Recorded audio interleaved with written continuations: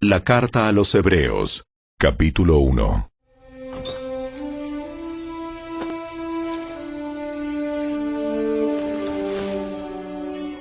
Hace mucho tiempo, Dios habló muchas veces y de diversas maneras a nuestros antepasados por medio de los profetas. Y ahora, en estos últimos días, nos ha hablado por medio de su Hijo. Dios le prometió todo al Hijo como herencia, y mediante el Hijo creó el universo. El Hijo irradia la gloria de Dios, y expresa el carácter mismo de Dios y sostiene todo con el gran poder de su palabra.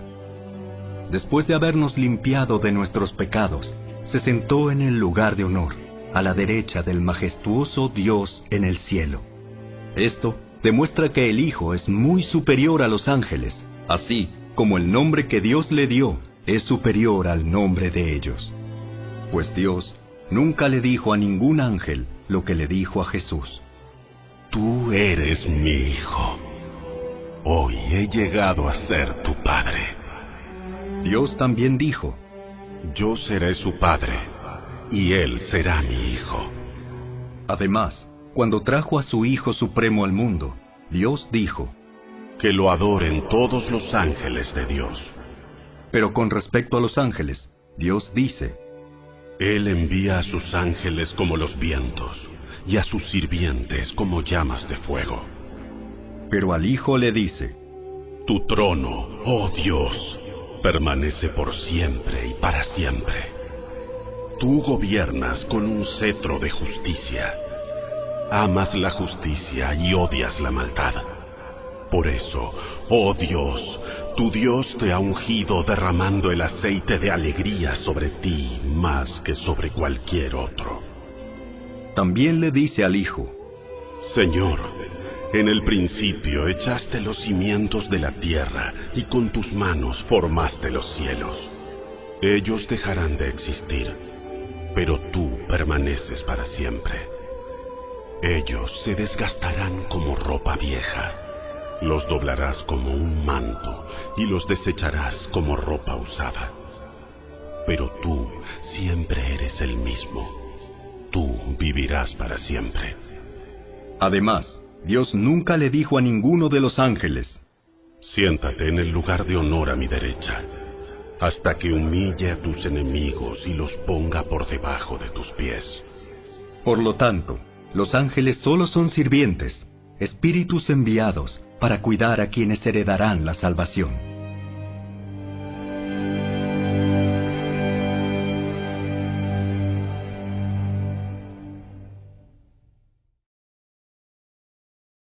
Capítulo 2.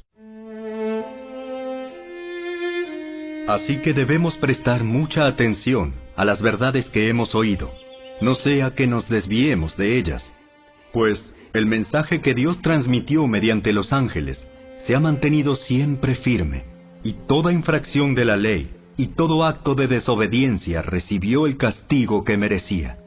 Entonces, ¿qué nos hace pensar que podemos escapar si descuidamos esta salvación tan grande, que primeramente fue anunciada por el mismo Señor Jesús y luego nos fue transmitida por quienes lo oyeron hablar?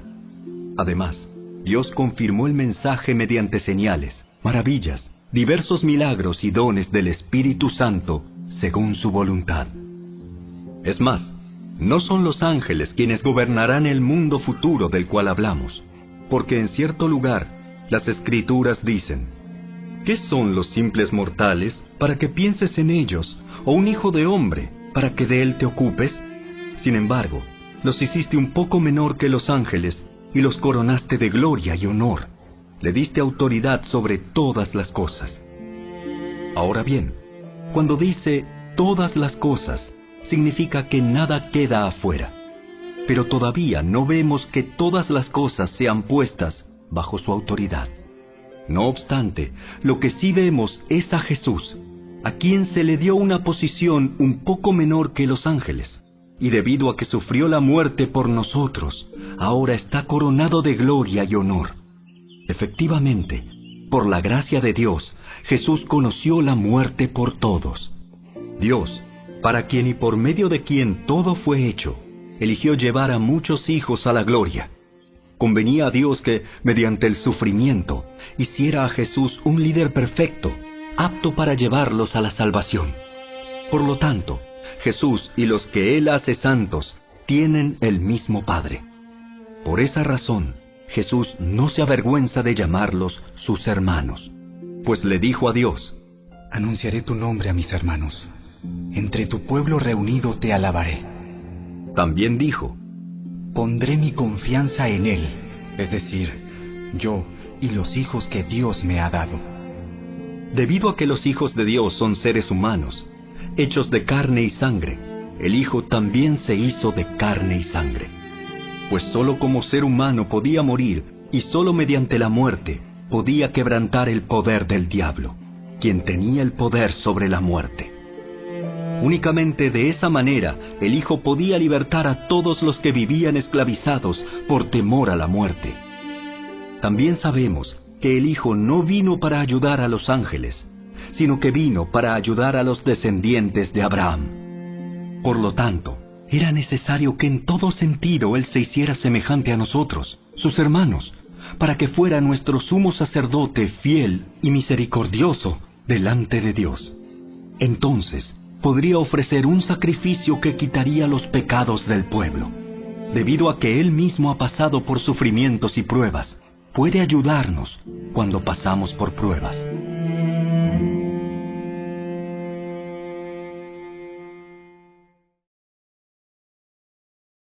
Capítulo 3. Así que, amados hermanos, ustedes que pertenecen a Dios y tienen parte con los que han sido llamados al cielo, consideren detenidamente a este Jesús, a quien declaramos mensajero de Dios y sumo sacerdote. Pues Él fue fiel a Dios, quien lo nombró, así como Moisés fue fiel cuando se le encomendó toda la casa de Dios.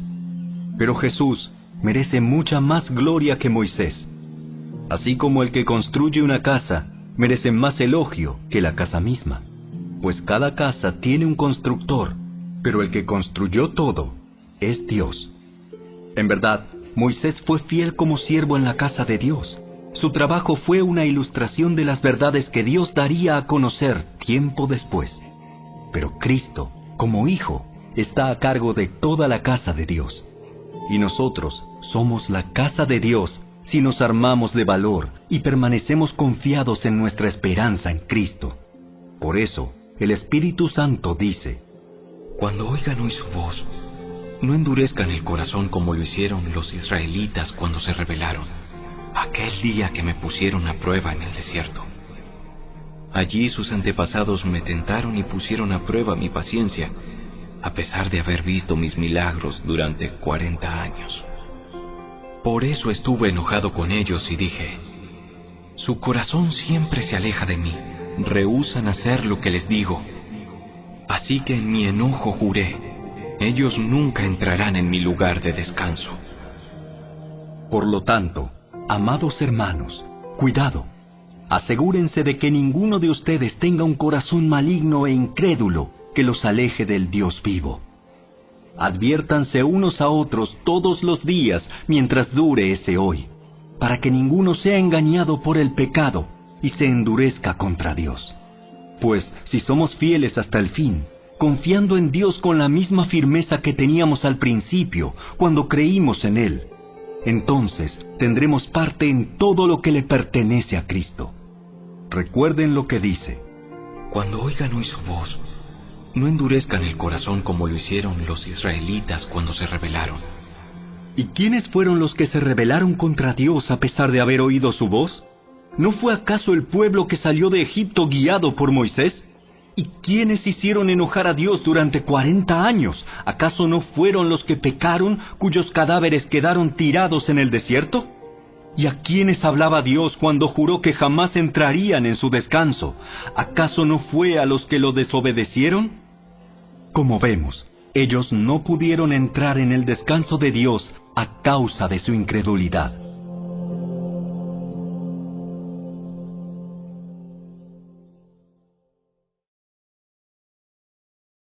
Capítulo 4. Todavía sigue vigente la promesa que hizo Dios de entrar en su descanso. Por lo tanto, debemos temblar de miedo ante la idea de que alguno de ustedes no llegue a alcanzarlo.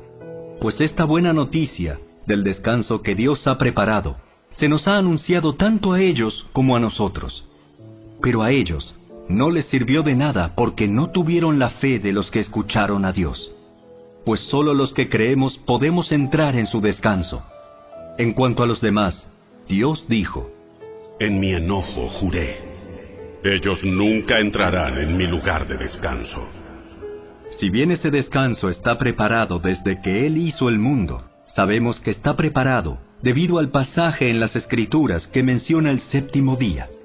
Cuando llegó el séptimo día, Dios descansó de toda su labor.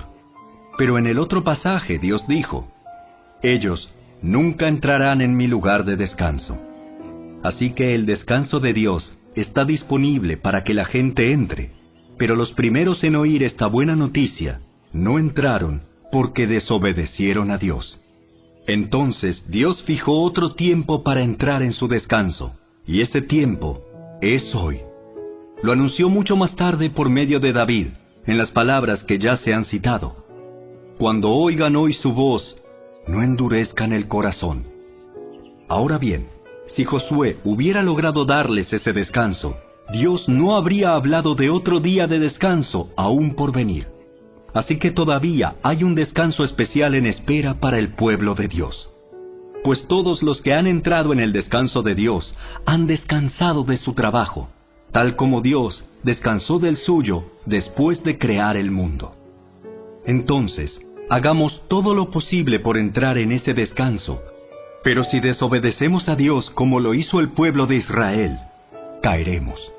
Pues la palabra de Dios es viva y poderosa. Es más cortante que cualquier espada de dos filos. Penetra entre el alma y el espíritu, entre la articulación y la médula del hueso. Deja al descubierto nuestros pensamientos y deseos más íntimos. No hay nada en toda la creación que esté oculto a Dios. Todo está desnudo y expuesto ante sus ojos, y es a Él a quien rendimos cuentas. Por lo tanto, ya que tenemos un gran sumo sacerdote que entró en el cielo, Jesús, el Hijo de Dios, aferrémonos a lo que creemos. Nuestro sumo sacerdote comprende nuestras debilidades, porque enfrentó todas y cada una de las pruebas que enfrentamos nosotros. Sin embargo, Él nunca pecó. Así que acerquémonos con toda confianza al trono de la gracia de nuestro Dios. Allí recibiremos su misericordia y encontraremos la gracia que nos ayudará cuando más la necesitemos.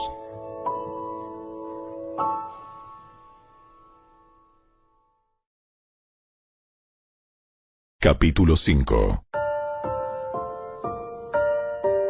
Todo sumo sacerdote es un hombre escogido para representar a otras personas en su trato con Dios. Él presenta a Dios las ofrendas de esas personas y ofrece sacrificios por los pecados. Y puede tratar con paciencia a los ignorantes y descarriados, porque Él también está sujeto a las mismas debilidades. Por esa razón, debe ofrecer sacrificios tanto por sus propios pecados como por los del pueblo. Y nadie puede llegar a ser sumo sacerdote solo porque desee tener ese honor. Tiene que ser llamado por Dios para ese trabajo, como sucedió con Aarón. Por eso, Cristo no se honró a sí mismo haciéndose sumo sacerdote, sino que fue elegido por Dios, quien le dijo: Tú eres mi hijo. Hoy he llegado a ser tu padre. Y en otro pasaje, Dios le dijo: Tú eres sacerdote para siempre, según el orden de Melquisedec. Mientras estuvo aquí en la tierra, Jesús ofreció oraciones y súplicas con gran clamor y lágrimas al que podía rescatarlo de la muerte. Y Dios oyó sus oraciones por la gran reverencia que Jesús le tenía. Aunque era hijo de Dios, Jesús aprendió obediencia por las cosas que sufrió. De ese modo, Dios lo hizo apto para ser el sumo sacerdote perfecto, y Jesús llegó a ser la fuente de salvación eterna para todos los que le obedecen. Y Dios lo designó sumo sacerdote según el orden de Melquisedec. Nos gustaría decir mucho más sobre este tema, pero es difícil de explicar, sobre todo porque ustedes son torpes espiritualmente y tal parece que no escuchan. Hace tanto que son creyentes que ya deberían estar enseñando a otros. En cambio, necesitan que alguien vuelva a enseñarles las cosas básicas de la palabra de Dios. Son como niños pequeños que necesitan leche y no pueden comer alimento sólido, pues el que se alimenta de leche sigue siendo bebé y no sabe cómo hacer lo correcto. El alimento sólido es para los que son maduros, los que a fuerza de práctica están capacitados para distinguir entre lo bueno y lo malo.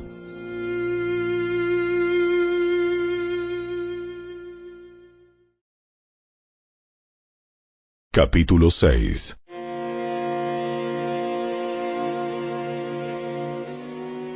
Así que dejemos de repasar una y otra vez las enseñanzas elementales acerca de Cristo. Por el contrario, sigamos adelante hasta llegar a ser maduros en nuestro entendimiento. No puede ser que tengamos que comenzar de nuevo con los importantes cimientos acerca del arrepentimiento de las malas acciones y de tener fe en Dios. Ustedes tampoco necesitan más enseñanza acerca de los bautismos, la imposición de manos, la resurrección de los muertos y el juicio eterno. Así que, si Dios quiere, avanzaremos hacia un mayor entendimiento, pues es imposible lograr que vuelvan a arrepentirse los que una vez fueron iluminados, aquellos que experimentaron las cosas buenas del cielo y fueron partícipes del Espíritu Santo, que saborearon la bondad de la palabra de Dios y el poder del mundo venidero, y que luego se alejan de Dios. Es imposible lograr que esas personas vuelvan a arrepentirse. Al rechazar al Hijo de Dios, ellos mismos lo clavan otra vez en la cruz y lo exponen a la vergüenza pública. Cuando la tierra se empapa de la lluvia que cae y produce una buena cosecha para el agricultor, recibe la bendición de Dios. En cambio, el campo que produce espinos y cardos no sirve para nada. El agricultor no tardará en maldecirlo y quemarlo. Queridos amigos, aunque hablamos de este modo, no creemos que esto se aplica a ustedes. Estamos convencidos de que ustedes están destinados para cosas mejores, las cuales vienen con la salvación. Pues Dios no es injusto. No olvidará con cuánto esfuerzo han trabajado para Él y cómo han demostrado su amor por Él, sirviendo a otros creyentes como todavía lo hacen. Nuestro gran deseo es que sigan amando a los demás mientras tengan vida, para asegurarse de que lo que esperan se hará realidad. Entonces, no se volverán torpes ni indiferentes espiritualmente. En cambio, seguirán el ejemplo de quienes, gracias a su fe y perseverancia, heredarán las promesas de Dios. Por ejemplo, estaba la promesa que Dios le hizo a Abraham. Como no existía nadie superior a Dios por quien jurar, Dios juró por su propio nombre, diciendo: Ciertamente te bendeciré y multiplicaré tu descendencia hasta que sea incontable. Entonces Abraham esperó con paciencia y recibió lo que Dios le había prometido. Ahora bien, cuando las personas hacen un juramento, invocan a alguien superior a ellas para obligarse a cumplirlo. Y no cabe ninguna duda de que ese juramento conlleva una obligación. Dios también se comprometió mediante un juramento para que los que recibieran la promesa pudieran estar totalmente seguros de que Él jamás cambiaría de parecer. Así que Dios ha hecho ambas cosas, la promesa y el juramento. Estas dos cosas no pueden cambiar, porque es imposible que Dios mienta. Por lo tanto, los que hemos acudido a Él en busca de refugio, podemos estar bien confiados aferrándonos a la esperanza que está delante de nosotros. Esta esperanza es un ancla firme y confiable para el alma. Nos conduce a través de la cortina al santuario interior de Dios. Jesús ya entró allí por nosotros. Él ha llegado a ser nuestro eterno sumo sacerdote, según el orden de Melquisedec.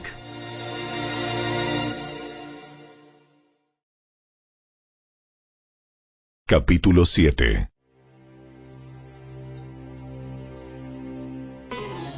Este Melquisedec fue rey de la ciudad de Salem y también sacerdote del Dios Altísimo. Cuando Abraham regresaba triunfante de una gran batalla contra los reyes, Melquisedec salió a su encuentro y lo bendijo. Después Abraham tomó la 10ª parte de todo lo que había capturado en la batalla y se la dio a Melquisedec. El nombre Melquisedec significa Rey de Justicia, y Rey de Salem significa Rey de Paz. No hay registro de su padre ni de su madre, ni de ninguno de sus antepasados. No hay principio ni fin de su vida. A semejanza del Hijo de Dios, sigue siendo sacerdote para siempre. Consideren entonces la grandeza de este Melquisedec. Incluso Abraham, el gran patriarca de Israel, reconoció esto al entregarle la 10ª parte de lo que había capturado en la batalla. Ahora bien, la ley de Moisés exigía que los sacerdotes, que son descendientes de Leví, le cobraran el diezmo al resto del pueblo de Israel, quienes también son descendientes de Abraham. Sin embargo, Melquisedec, que no era descendiente de Leví, recibió de Abraham la 10ª parte. Y Melquisedec bendijo a Abraham, quien ya había recibido las promesas de Dios. Sin lugar a dudas, el que tiene el poder para bendecir es superior a quien recibe la bendición. Los sacerdotes que reciben los diezmos son hombres que mueren, así que Melquisedec es superior a ellos porque se nos dice que sigue viviendo. Además, podríamos decir que esos levitas, los que reciben el diezmo, pagaron un diezmo a Melquisedec cuando lo pagó su antepasado Abraham. A pesar de que Leví aún no había nacido, la simiente de la cual provino ya existía en el cuerpo de Abraham cuando Melquisedec recibió su diezmo. Entonces, si el sacerdocio de Leví, sobre el cual se basó la ley, hubiera podido lograr la perfección que Dios propuso, ¿por qué fue necesario que Dios estableciera un sacerdocio diferente, con un sacerdote según el orden de Melquisedec, en lugar del orden de Leví y Aarón? Y si se cambia el sacerdocio, también es necesario cambiar la ley para permitirlo. Pues el sacerdote a quien nos referimos pertenece a una tribu diferente, cuyos miembros jamás han servido en el altar como sacerdotes. Lo que quiero decir es que nuestro Señor vino de la tribu de Judá, y Moisés nunca habló de que los sacerdotes provinieran de esa tribu. Ese cambio resulta aún más evidente, ya que ha surgido un sacerdote diferente, quien es como Melquisedec. Jesús llegó a ser sacerdote no por cumplir con la ley del requisito físico de pertenecer a la tribu de Leví, sino por el poder de una vida que no puede ser destruida. Y el salmista lo señaló cuando profetizó: Tú eres sacerdote para siempre, según el orden de Melquisedec. Así que el antiguo requisito del sacerdocio quedó anulado por ser débil e inútil, pues la ley nunca perfeccionó nada, pero ahora confiamos en una mejor esperanza por la cual nos acercamos a Dios. Este nuevo sistema se estableció mediante un juramento solemne. Los descendientes de Aarón llegaron a ser sacerdotes sin un juramento, pero había un juramento con relación a Jesús, pues Dios le dijo: El Señor ha hecho un juramento y no romperá su promesa. Tú eres sacerdote para siempre. Debido a ese juramento, Jesús es quien garantiza este mejor pacto con Dios. Hubo muchos sacerdotes bajo el sistema antiguo porque la muerte les impedía continuar con sus funciones. Pero dado que Jesús vive para siempre, su sacerdocio dura para siempre. Por eso puede salvar, una vez y para siempre, a los que vienen a Dios por medio de Él, quien vive para siempre a fin de interceder con Dios a favor de ellos. Él es la clase de sumo sacerdote que necesitamos, porque es santo y no tiene culpa ni mancha de pecado.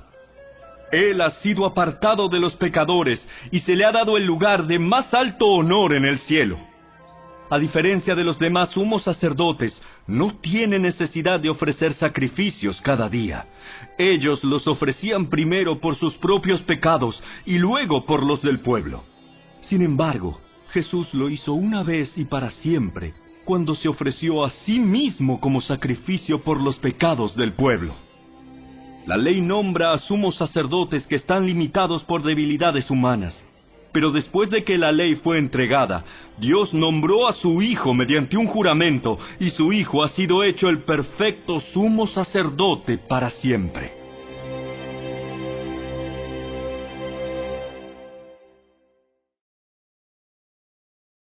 Capítulo 8. El punto principal es el siguiente. Tenemos un sumo sacerdote quien se sentó en el lugar de honor, a la derecha del trono del Dios majestuoso en el cielo. Allí sirve como ministro en el tabernáculo del cielo, el verdadero lugar de adoración construido por el Señor y no por manos humanas. Ya que es deber de todo sumo sacerdote presentar ofrendas y sacrificios, nuestro sumo sacerdote también tiene que presentar una ofrenda. Si estuviera aquí en la tierra, ni siquiera sería sacerdote, porque ya hay sacerdotes que presentan las ofrendas que exige la ley. Ellos sirven dentro de un sistema de adoración que es solo una copia, una sombra del verdadero que está en el cielo. Pues cuando Moisés estaba por construir el tabernáculo, Dios le advirtió lo siguiente: asegúrate de hacer todo según el modelo que te mostré aquí en la montaña. Pero ahora a Jesús, nuestro sumo sacerdote, se le ha dado un ministerio que es muy superior al sacerdocio antiguo, porque Él es mediador a nuestro favor de un mejor pacto con Dios basado en promesas mejores. Si el primer pacto no hubiera tenido defectos, no habría sido necesario reemplazarlo con un segundo pacto. Pero cuando Dios encontró defectos en el pueblo, dijo: se acerca el día en que haré un nuevo pacto con el pueblo de Israel y de Judá. Este pacto no será como el que hice con sus antepasados, cuando los tomé de la mano y los saqué de la tierra de Egipto. Ellos no permanecieron fieles a mi pacto, por eso les di la espalda. Pero este es el nuevo pacto que haré con el pueblo de Israel en ese día. Pondré mis leyes en su mente y las escribiré en su corazón. Yo seré su Dios, y ellos serán mi pueblo. Y no habrá necesidad de enseñar a sus vecinos, ni habrá necesidad de enseñar a sus parientes diciendo: deberías conocer al Señor. Pues todos ya me conocerán, desde el más pequeño hasta el más grande. Perdonaré sus maldades y nunca más me acordaré de sus pecados. Cuando Dios habla de un nuevo pacto, quiere decir que ha hecho obsoleto al primero, el cual ha caducado y pronto desaparecerá.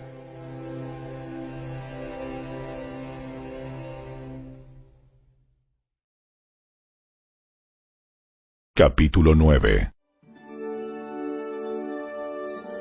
Ese primer pacto entre Dios e Israel incluía ordenanzas para la adoración y un lugar de culto aquí, en la tierra.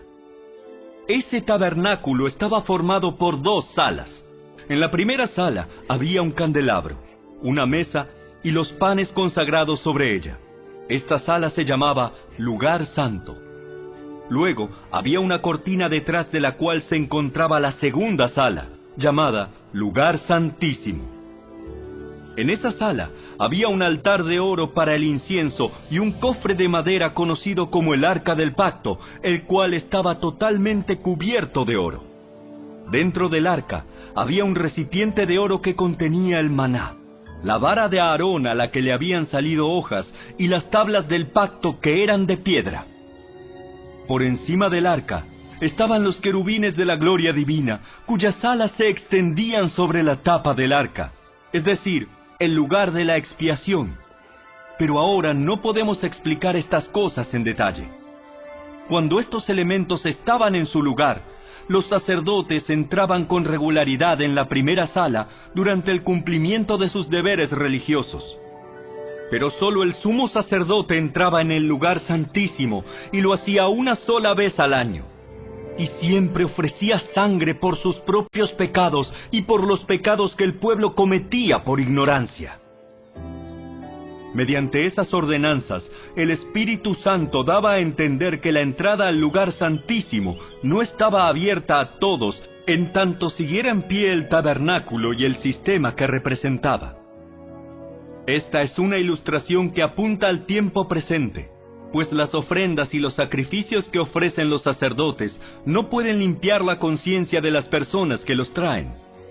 Pues ese sistema antiguo solo consiste en alimentos, bebidas y diversas ceremonias de purificación, es decir, ordenanzas externas que permanecieron vigentes solo hasta que se estableció un sistema mejor. Entonces Cristo ahora ha llegado a ser el sumo sacerdote por sobre todas las cosas buenas que han venido.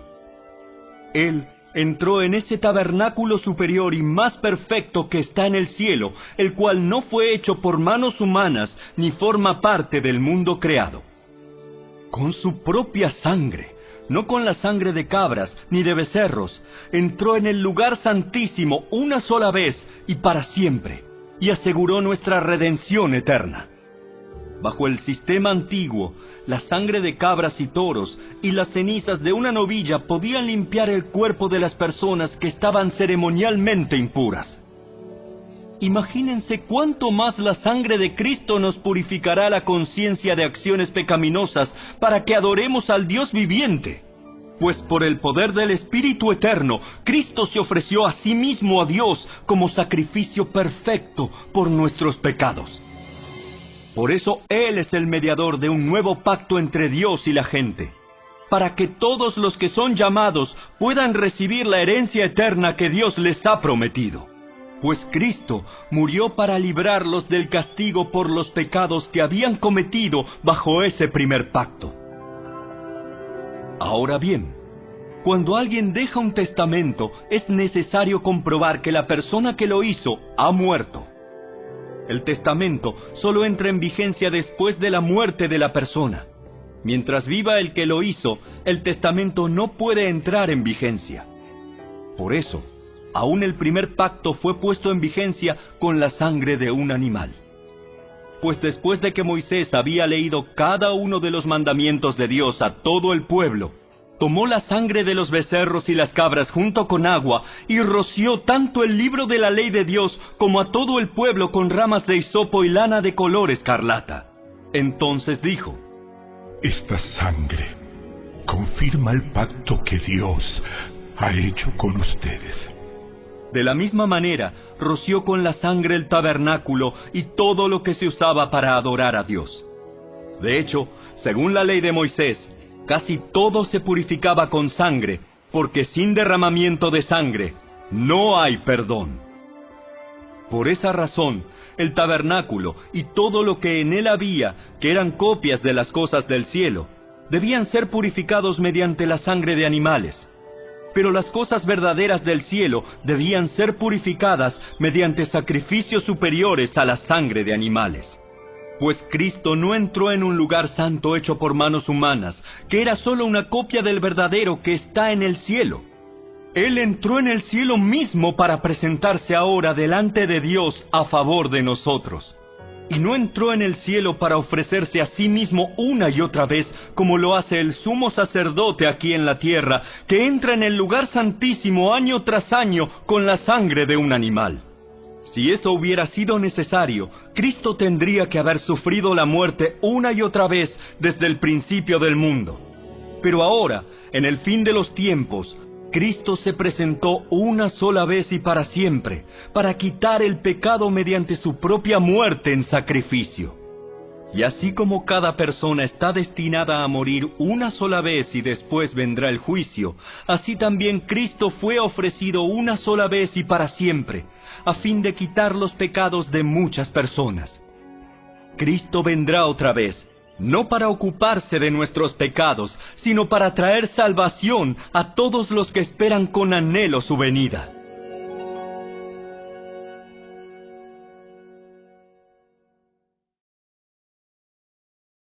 Capítulo 10. El sistema antiguo bajo la ley de Moisés era solo una sombra, un tenue anticipo de las cosas buenas por venir, no las cosas buenas en sí mismas. Bajo aquel sistema se repetían los sacrificios una y otra vez, año tras año, pero nunca pudieron limpiar por completo a quienes venían a adorar. Si los sacrificios hubieran podido limpiar por completo, entonces habrían dejado de ofrecerlos, porque los adoradores se habrían purificado una sola vez y para siempre, y habrían desaparecido los sentimientos de culpa. Pero en realidad, esos sacrificios les recordaban sus pecados año tras año, pues no es posible que la sangre de los toros y las cabras quite los pecados. Por eso, cuando Cristo vino al mundo, le dijo a Dios: No quisiste sacrificios de animales ni ofrendas por el pecado, pero me has dado un cuerpo para ofrecer. No te agradaron las ofrendas quemadas ni otras ofrendas por el pecado. Luego dije: Aquí estoy, oh Dios. He venido a hacer tu voluntad, como está escrito acerca de mí en las Escrituras. Primero, Cristo dijo: No quisiste sacrificios de animales, ni ofrendas por el pecado, ni ofrendas quemadas, ni otras ofrendas por el pecado. Tampoco te agradaron todas esas ofrendas, aun cuando la ley de Moisés las exige. Luego dijo: Aquí estoy, he venido a hacer tu voluntad. Él anula el primer pacto para que el segundo entre en vigencia, pues la voluntad de Dios fue que el sacrificio del cuerpo de Jesucristo nos hiciera santos una vez y para siempre. Bajo el antiguo pacto, el sacerdote oficia de pie delante del altar día tras día, ofreciendo los mismos sacrificios una y otra vez, los cuales nunca pueden quitar los pecados. Pero nuestro sumo sacerdote se ofreció a sí mismo a Dios como un solo sacrificio por los pecados, válido para siempre. Luego se sentó en el lugar de honor a la derecha de Dios. Allí espera hasta que sus enemigos sean humillados y puestos por debajo de sus pies. Pues mediante esa única ofrenda, Él perfeccionó para siempre a los que está haciendo santos. Y el Espíritu Santo también da testimonio de que es verdad, pues dice: Este es el nuevo pacto que haré con mi pueblo en aquel día. Pondré mis leyes en su corazón y las escribiré en su mente. Después dice: Nunca más me acordaré de sus pecados y sus transgresiones. Y cuando los pecados han sido perdonados, ya no hace falta ofrecer más sacrificios. Así que, amados hermanos, podemos entrar con valentía en el lugar santísimo del cielo por causa de la sangre de Jesús. Por su muerte, Jesús abrió un nuevo camino, un camino que da vida a través de la cortina al lugar santísimo. Ya que tenemos un gran sumo sacerdote que gobierna la casa de Dios, entremos directamente a la presencia de Dios con corazón sincero y con plena confianza en Él. Pues nuestra conciencia culpable ha sido rociada con la sangre de Cristo a fin de purificarnos, y nuestro cuerpo ha sido lavado con agua pura. Mantengámonos firmes sin titubear en la esperanza que afirmamos, porque se puede confiar en que Dios cumplirá su promesa. Pensemos en maneras de motivarnos unos a otros a realizar actos de amor y buenas acciones. Y no dejemos de congregarnos como lo hacen algunos, sino animémonos unos a otros, sobre todo ahora que el día de su regreso se acerca. Queridos amigos, si seguimos pecando a propósito después de haber recibido el conocimiento de la verdad, ya no queda ningún sacrificio que cubra esos pecados. Solo queda la terrible expectativa del juicio de Dios y el fuego violento que consumirá a sus enemigos. Pues todo el que rehusaba obedecer la ley de Moisés era ejecutado sin compasión por el testimonio de 2 o 3 testigos. Piensen, pues, cuánto mayor será el castigo para quienes han pisoteado al Hijo de Dios y han considerado la sangre del pacto, la cual nos hizo santos, como si fuera algo vulgar e inmundo, y han insultado y despreciado al Espíritu Santo que nos trae la misericordia de Dios. Pues conocemos al que dijo: Yo tomaré venganza, yo les pagaré lo que se merecen. También dijo: El Señor juzgará a su propio pueblo. Es algo aterrador caer en manos del Dios vivo. Acuérdense de los primeros tiempos cuando recién aprendían acerca de Cristo. Recuerden cómo permanecieron fieles aunque tuvieron que soportar terrible sufrimiento. Algunas veces los ponían en ridículo públicamente y los golpeaban. Otras veces ustedes ayudaban a los que pasaban por lo mismo. sufrieron junto con los que fueron metidos en la cárcel, y cuando a ustedes les quitaron todos sus bienes, lo aceptaron con alegría. Sabían que en el futuro les esperaban cosas mejores que durarán para siempre. Por lo tanto, no desechen la firme confianza que tienen en el Señor. Tengan presente la gran recompensa que les traerá. Perseverar con paciencia es lo que necesitan ahora para seguir haciendo la voluntad de Dios. Entonces recibirán todo lo que Él ha prometido. Pues dentro de muy poco tiempo, aquel que viene vendrá sin demorarse. Mis juicios vivirán por la fe, pero no me complaceré con nadie que se aleje. Pero nosotros no somos de los que se apartan de Dios hacia su propia destrucción. Somos los fieles, y nuestras almas serán salvas.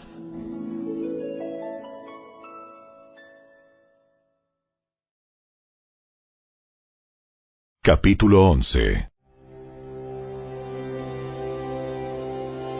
La fe es la confianza de que en verdad sucederá lo que esperamos.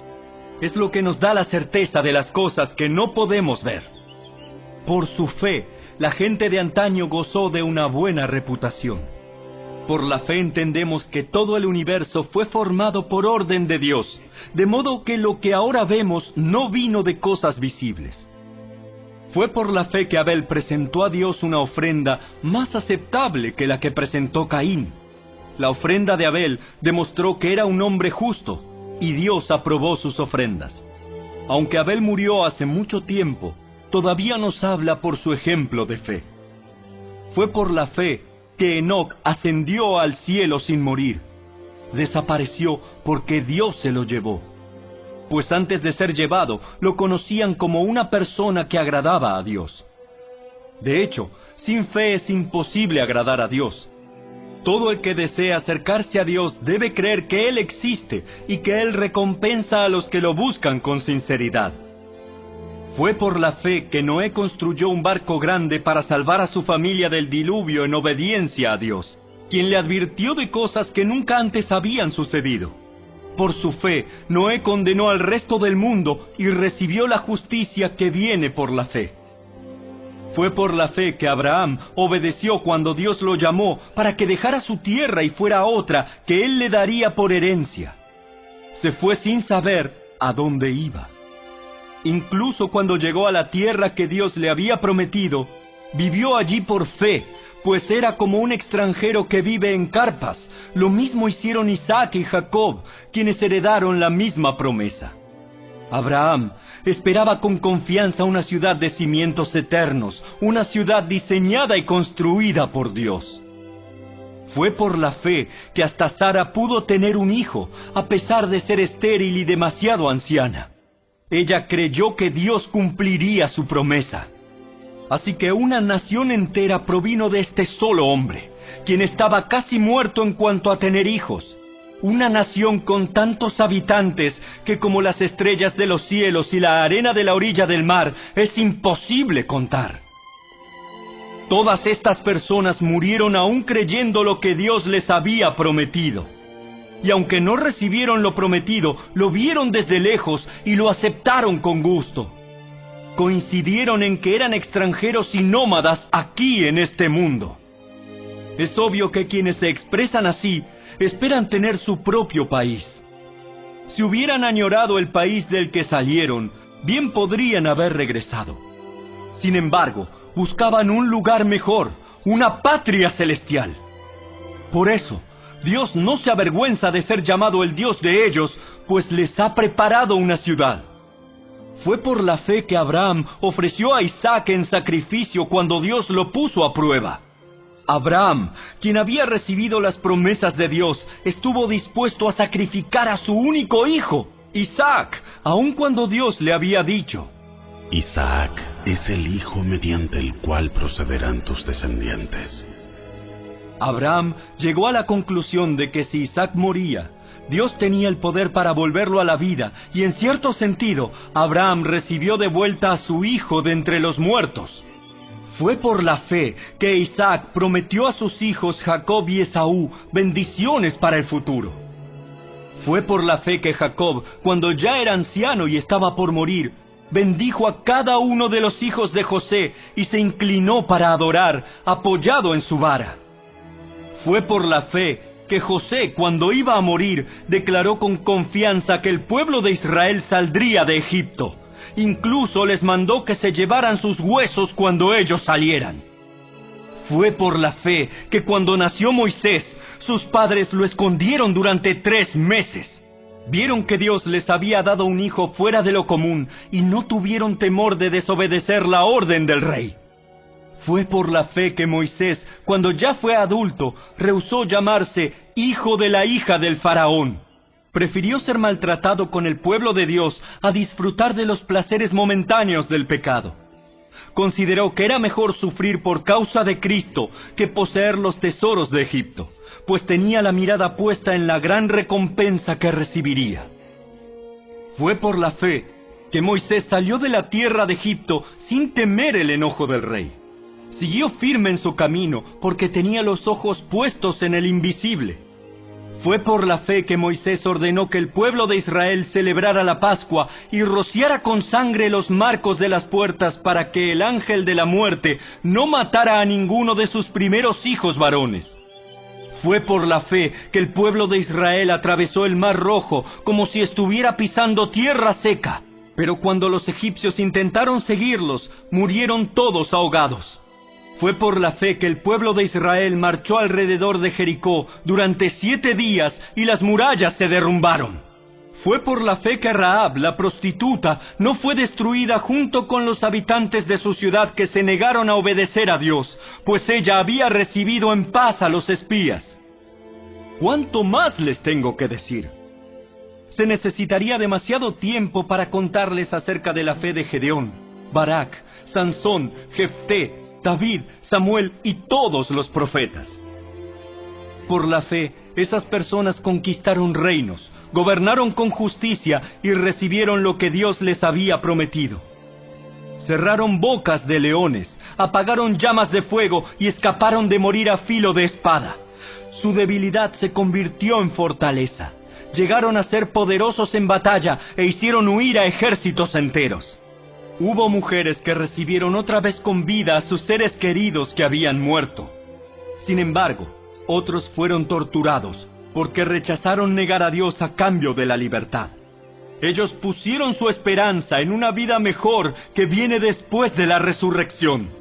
Algunos fueron ridiculizados y sus espaldas fueron laceradas con látigos. Otros fueron encadenados en prisiones. Algunos murieron apedreados. A otros los cortaron por la mitad con una sierra y a otros los mataron a espada.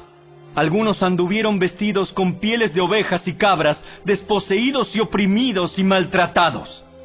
Este mundo no era digno de ellos. Vagaron por desiertos y montañas, se escondieron en cuevas y hoyos de la tierra. Debido a su fe, todas esas personas gozaron de una buena reputación, aunque ninguno recibió todo lo que Dios le había prometido. Pues Dios tenía preparado algo mejor para nosotros, de modo que ellos no llegaran a la perfección sin nosotros.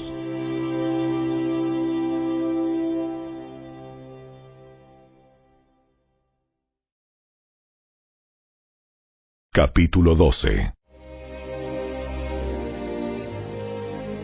Por lo tanto, ya que estamos rodeados por una enorme multitud de testigos de la vida de fe, quitémonos todo peso que nos impida correr, especialmente el pecado que tan fácilmente nos hace tropezar, y corramos con perseverancia la carrera que Dios nos ha puesto por delante.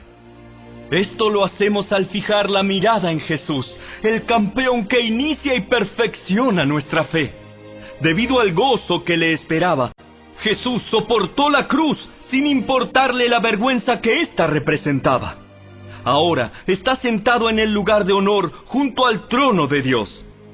Piensen en toda la hostilidad que soportó por parte de pecadores. Así no se cansarán ni se darán por vencidos. Después de todo, ustedes aún no han dado su vida en la lucha contra el pecado. ¿Acaso olvidaron las palabras de aliento con que Dios les habló a ustedes como a hijos? Él dijo: Hijo mío, no tomes a la ligera la disciplina del Señor, y no te des por vencido cuando te corrige. Pues el Señor disciplina a los que ama y castiga a todo el que recibe como hijo. Al soportar esta disciplina divina, recuerden que Dios los trata como a sus propios hijos. ¿Acaso alguien oyó hablar de un hijo que nunca fue disciplinado por su padre? Si Dios no los disciplina a ustedes como lo hace con todos sus hijos, quiere decir que ustedes no son verdaderamente sus hijos, sino ilegítimos. Ya que respetábamos a nuestros padres terrenales que nos disciplinaban, entonces, ¿acaso no deberíamos someternos aún más a la disciplina del Padre de nuestro espíritu y así vivir para siempre?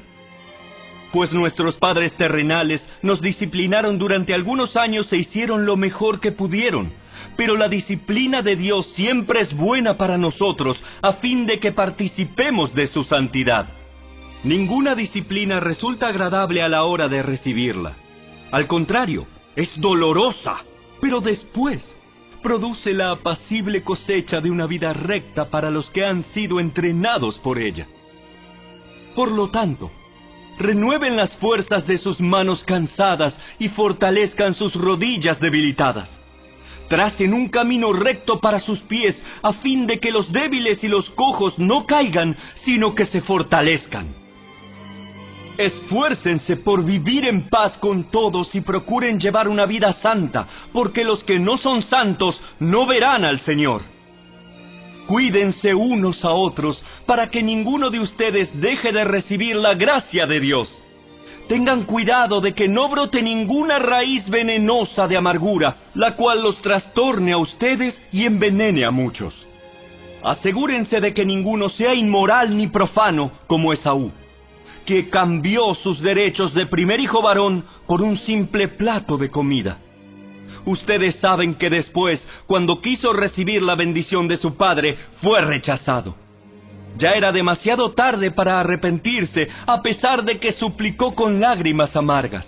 Ustedes no se han acercado a una montaña que se pueda tocar, a un lugar que arde en llamas, un lugar de oscuridad y tinieblas, rodeado por un torbellino como les sucedió a los israelitas cuando llegaron al monte Sinaí.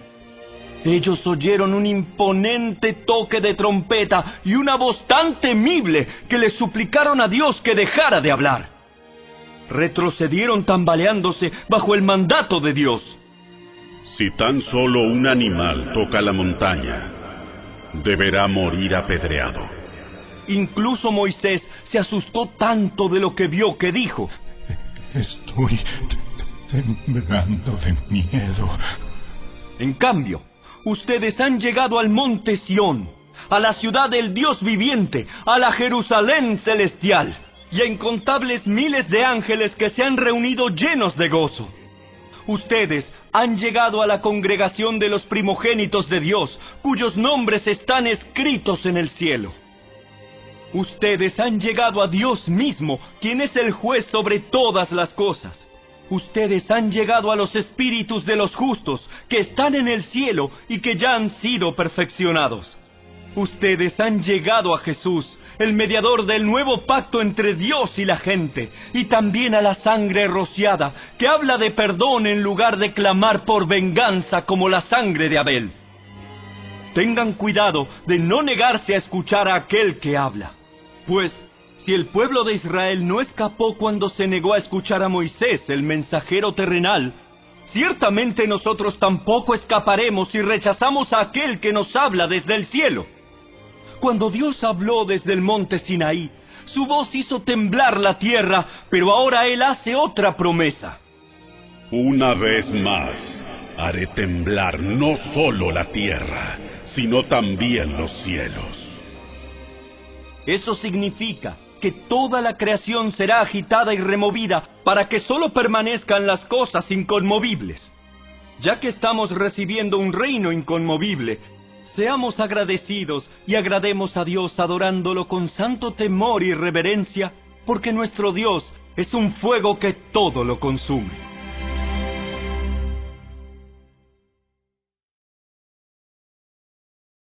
Capítulo 13. Sigan amándose unos a otros como hermanos.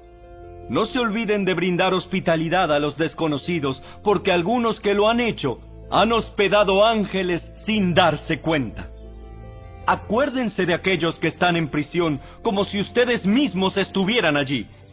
Acuérdense también de los que son maltratados, como si ustedes mismos sintieran en carne propia el dolor de ellos.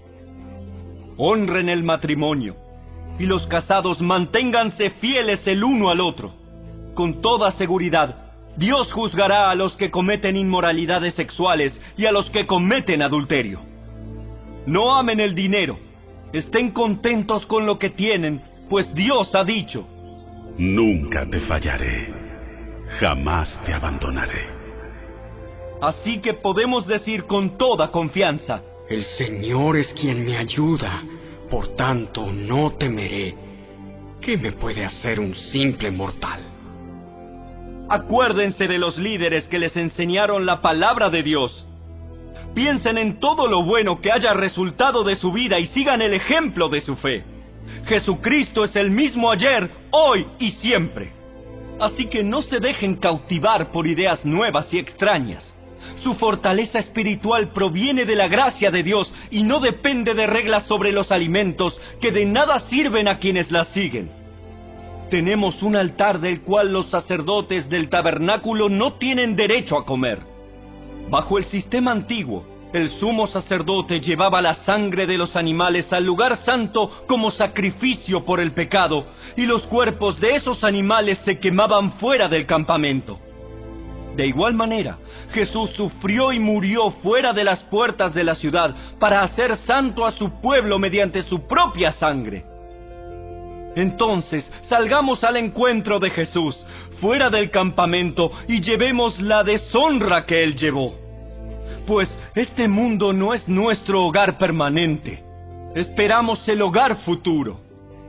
Por lo tanto, por medio de Jesús, ofrezcamos un sacrificio continuo de alabanza a Dios, mediante el cual proclamamos nuestra lealtad a su nombre. Y no se olviden de hacer el bien, ni de compartir lo que tienen con quienes pasan necesidad. Estos son los sacrificios que le agradan a Dios. Obedezcan a sus líderes espirituales y hagan lo que ellos dicen. Su tarea es cuidar el alma de ustedes y tienen que rendir cuentas a Dios. Denles motivos para que la hagan con alegría y no con dolor. Esto último ciertamente no los beneficiará a ustedes. Oren por nosotros, pues tenemos la conciencia limpia y deseamos comportarnos con integridad en todo lo que hacemos. Y oren especialmente para que pueda regresar a verlos pronto. Y ahora que el Dios de paz, quien levantó de entre los muertos a nuestro Señor Jesús, el gran pastor de las ovejas, y que ratificó un pacto eterno con su sangre, los capacite con todo lo que necesiten para hacer su voluntad. Que Él produzca en ustedes, mediante el poder de Jesucristo, todo lo bueno que a Él le agrada. A Él sea toda la gloria por siempre y para siempre. Amén. Les ruego, amados hermanos, que hagan caso a lo que les escribí en esta breve exhortación. Quiero que sepan que nuestro hermano Timoteo ya salió de la cárcel. Si llega pronto, lo llevaré conmigo cuando vaya a verlos. Saluden a todos los líderes y a todos los creyentes que están allí. Los creyentes de Italia les envían sus saludos. Que la gracia de Dios sea con todos ustedes.